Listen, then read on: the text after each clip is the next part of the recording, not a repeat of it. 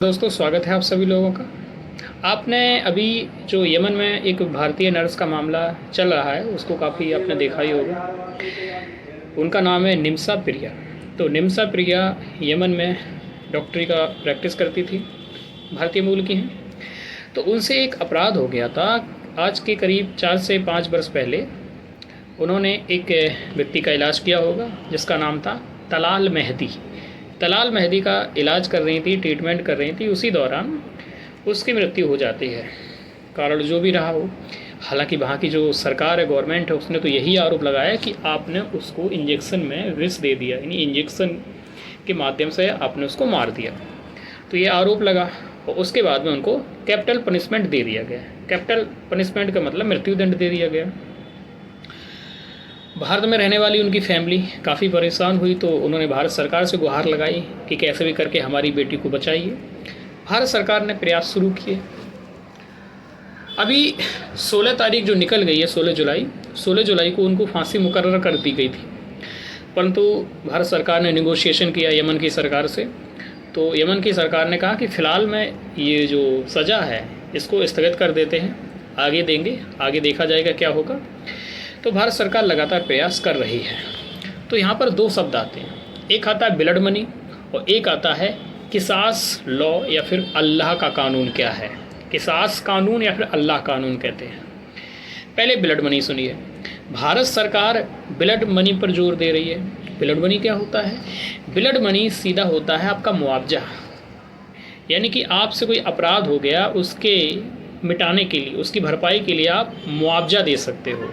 इसको कहते हैं ब्लड मनी। फॉर एग्ज़ाम्पल, किसी की आपसे हत्या हो गई है, मार दिया है, तो आपको तो सज़ा मिलेगी, ठीक है, नो डाउट आपको सज़ा मिलेगी। लेकिन अगर वहाँ की सरकार और वहाँ की जो परिवार है, अपने परिवार से बात की और परिवार ने कहा ठीक है, आप मुझे इसका मुआवजा दे दीजिए, क्षतिपूर्ति दे दीजिए, हम मामले को सेटलमेंट कर लेंगे।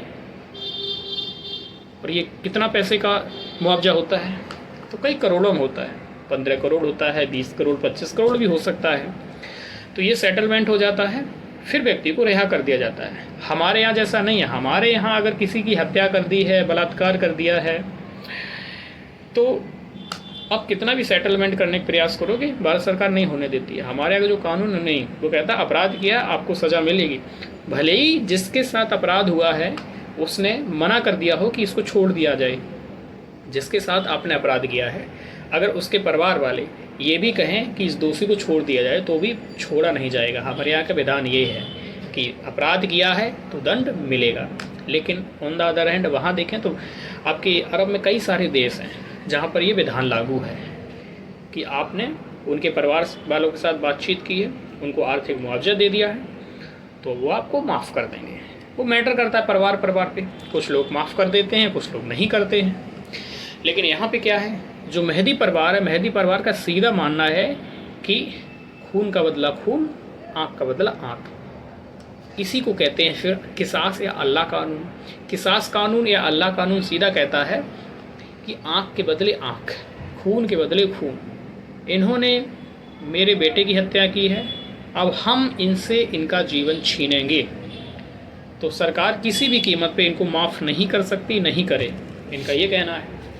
तो जो किसास कानून होता है वो बाइबल में आँख के बदले आए, आँख के बदले आँख का जो कंसेप्ट होता है उसी पे आधारित है कि आपने जैसा किया वैसा ही आपके साथ किया जाएगा। और आपके बहुत सारे देशों में यही विधान लागू है, कानून। आपने तो बहुत जगह देखा होगा कि जब भी फांसी लगाई जाती है तो पब्लिक प्लेस पे फांसी लगाई जाती है, चारों तरफ जनता खड़ी होती है, वो देख रही होती है। कई जगह आपने देखा होगा कि पत्थरों से मार के, ठीक है ना, मार दिया जाता है। कहीं आपने देखा होगा कि सार्वजनिक रूप से गर्दन काट दी जाती है। तो ये भी कानून है, बहुत सारे कानून हैं। इसके अलावा आप पाकिस्तान की देख लो, नज़दीकी देख लो, दूर मत जाइए। पाकिस्तान में आपने यदि ईस निंदा कर दी, ईस निंदा का मतलब आपने कुरान के विरुद्ध कुछ कह दिया, हदीस के विरुद्ध कुछ कह दिया, अल्लाह के विरुद्ध कुछ भी कह दिया, तो आपकी ईस निंदा मानी जाएगी और उसका सीधा एक ही रिज़ल्ट होगा, कैपिटल पनिशमेंट। कैसे दी जाएगी? आपको मिट्टी में गाड़ दिया जाएगा करीब यहाँ तक। उसके बाद में वहाँ की जो आवाम होती है वो आपको पत्थर मार मार के आपका पूरा काम तमाम कर देती है, जब तक कि व्यक्ति मर नहीं जाता, पत्थर पड़ते रहते हैं उस पर। तो बड़ा ही दर्दनाक मौत होती है। ठीक है, तो फिलहाल में देखते हैं क्या होता है। भारत सरकार लगातार नेगोशिएशन कर रही है और इस बात का भी भारत सरकार ध्यान रख रही है कि हम ज़्यादा अगर उसमें एक्टिव भूमिका ले रहे हैं, ज़्यादा उनको इंटरवीन कर रहे हैं, तो कहीं ये दो देशों को मामला बिगड़ ना जाए। क्योंकि अगर वहाँ की प्रोटेस्ट लोग करने लगे कि भारत सरकार हमारी सरकार की फॉरेन पॉलिसी को दबा रही है या कहीं कहीं प्रभाव डाल रही है, तो इससे भी तो मसला बन सकता है ना। और कहीं फिर वहाँ की सरकार वहाँ की जनता के दबाव में आ गई तो फिर तो फांसी दे ही देगी ना।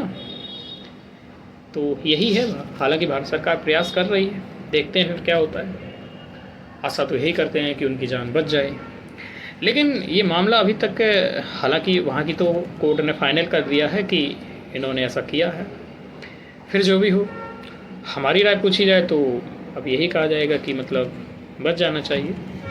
खैर देखते हैं क्या होता है। आप लोगों का क्या सुझाव है, क्या सोचना है कि क्या होना चाहिए, कमेंट सेक्शन में ज़रूर बताएं। ठीक है।